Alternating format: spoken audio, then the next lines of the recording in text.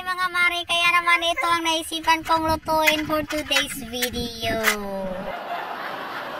Naganda nga pala ako ng 7 balot ng special udong. Tapos naghiwa na rin ako ng bawang at sibuyas. Haluan natin siya ng malunggay mga mare. At syempre, hindi natin kakalimutan ang mega sardines. Uy, mega sardines, mekanemis.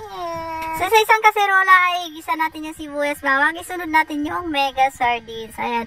Halu-haluin lang yan siya mga mare at lagyan siya ng tubig, pampalasa at asin. Ayan. Kung sakto na yung timpla mga mare, ay ilagay na natin yung udong. Ayan. So, kung wala ka pang maisip na ulamin na pagayahin mo na ito mga mare. Kung ikaw ay nanonood naman, syempre, share mo na ito para naman maambunan ng pa-preview. Uy, may pa-preview siya. Ayan na nga mga mare. So, kumukulo-kulo na. Ilagay na natin yung malunggay. Pagkatapos ng mga mare ay kunting kulo lang, halo-haloin, timplahan at tapos na. Pwede na siyang kainin. So, napakadali lang ito mga mare. Ayan. Huwag ka na magpatumpik-tumpik tapay, magluto ka na rin. Pumunta ka na ng palengke at mamili na ng ganito. Ayan. So, kayang-kaya rin ang bulsa ng mga mare dahil low budget lang yan. So, ihanda mo na ang kanin na tayo ikakain na. Ayan. Ang sarap-sarap niya. Healthy pa. Thank you for watching and follow for more videos. Babush! Ngayong araw nga mga mare ay magluluto tayo ng sinabawang isda. Ayan, sinarkas ang tatay ko, gusto niya masabaw ngayong araw. So habang pinapakulan ko nga pala yan mga mare, nilagay ko na lahat ng ricados. Ayan, so nakikita nyo ay isda sa bato na yan mare. Ayan, so subukan ko lutuin ito mga mare.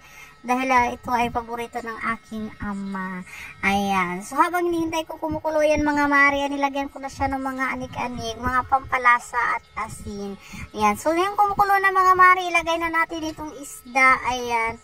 So ilagay na natin lahat. Tapos titimplahan natin uli kung kulang ang panlasa. So yung tinikman ko mga mare ay kulang sa asin. Ayan, dagdagan natin siya ng asin. Pagkatapos yan mga mare, pakuluin mo lang siya at ilagay mo na yung spring onion. Ayan. Sakto nga ito mga mare at maulan-ulan ngayon, masarap humigop ng sabaw. Ayan. So kung wala ka pang maisip na ulamin, halay mamalengke ka na at gayahin mo na itong niluluto ko. Tamang-tama nga mga mare at paluto na rin yung kanin ko. Ayan. So kung hindi ka pa kumain, halika na dito sa bayan mo ko. Kain na tayo. Ayan. So thank you for watching and follow for more videos. Babush!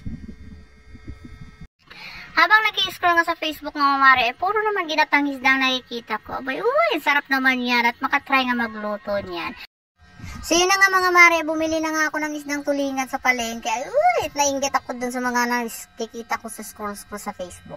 Ayun mga mare, nilagay ko na siya ng talong at saka petsa. Yun ang panghalo natin. So sa isang kasarola mga mare, ay pinaghalo-halo ko lang siya. Ay, try ko lang yan kung tama yung ginagawa ko. Ayan, so comment ka nga kung tama itong ginagawa ko sa pagluluto ng ginataang tulingan. Ayan, so pinaghalo-halo ko nga yan siya mga mare. Ayan, nilagyan ko siya ng asin. Ayan, paminta. Nilagyan ko na rin siya ng pampalasa mga mare. Hindi ko na lang sinama sa video. Ayan, nilagyan ko na rin siya ng suka. Ayan, sabi ng kaibigan ko, ilagay ko ng suka. Papakuluan ko daw siya, ayan, para maluto yung suka. Ayan, so tama naman siguro yung ginagawa ko mga mare. At nang naluto ko na yung suka, ay sinunod ko na nga pala nga yung gata. Ayan, pinakulo ko na ng pinakulo hanggang sa nilagay ko na nga pala yung pecha. Uy, sarap nito. Sarap na sarap ng pecha. Pero pecha lang yata yung mauubos dito ah. Ayan, so ihanda mo na yung kanin mo nga mga mare dahil paluto na ito. Tayo kakain na. Ayan, kakain tayo ng bonggang-bongga. Ayan, uy, cravings yan. So yun na nga mga mare, kung di ka pa nakaisip ng ulamin, abay, gayahin mo na ito at ito ay masarap. Ayan, so thank you for watching. Follow for more videos. Babush!